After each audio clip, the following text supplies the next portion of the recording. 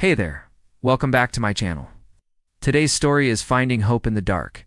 The cave had no end, or at least that's how it felt to Myra as she stumbled forward. One hand scraping the cold stone wall, the other clutching a dying lantern. Hours ago, or maybe days, the light had been bright and strong. It flickered with every trembling breath she took.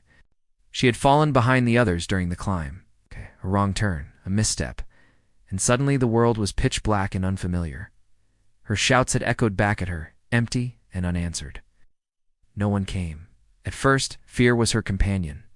It was sharp and consuming and choking. Then came despair, heavy and silent like a second skin. Myra had always thought she was strong, but here, in the endless dark, she realized strength wasn't about how hard you could hit or how loud you could scream. It was about whether you could keep walking even when you couldn't see the way. Her lantern sputtered again, a dying heartbeat of light. Myra dropped to her knees, exhaustion washing over her. She pressed her forehead against the stone floor and for the first time allowed herself to cry. Not the brave, angry tears she was used to, but small, broken ones.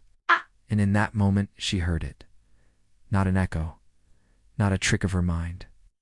It was a whisper, faint, fragile, but real, a drop of sound in a sea of silence.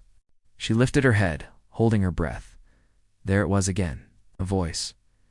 Myra, hope is a strange thing. It can die 1,000 deaths and still rise again at the faintest sign of life. She pushed herself up, the lantern finally giving out, plunging her into complete darkness.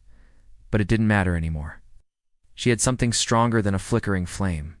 She had a direction, Myra. This way, the voice called again, more urgent now. She moved blindly, hands outstretched, bruising herself against the walls, scraping her knees on the jagged stone. Every step hurt, but every step mattered. Finally, a faint glow appeared ahead. It wasn't from her lantern, but it was a light, a small one carried by a figure running toward her. It was Tomas, her older brother, mud-streaked and wide-eyed, looking like he'd aged years in the hours they'd been apart. When he reached her, he grabbed her shoulders, shaking her gently, as if to be sure she was real. "I thought we lost you," he whispered, his voice breaking. Myra smiled, a small, tired smile, but a real one. "You found me," she said. "I found you." Together, they moved toward the mouth of the cave where dawn was just beginning to seep into the world, painting the rocks in shades of gold and rose. Myra turned once, looking back at the darkness she had survived. And in that deep blackness, she no longer saw fear or failure. She saw the place where she had learned that hope doesn't live in the light. It is born in the dark. And that's the end of today's story. If you enjoyed this story, please leave a like and subscribe for more content.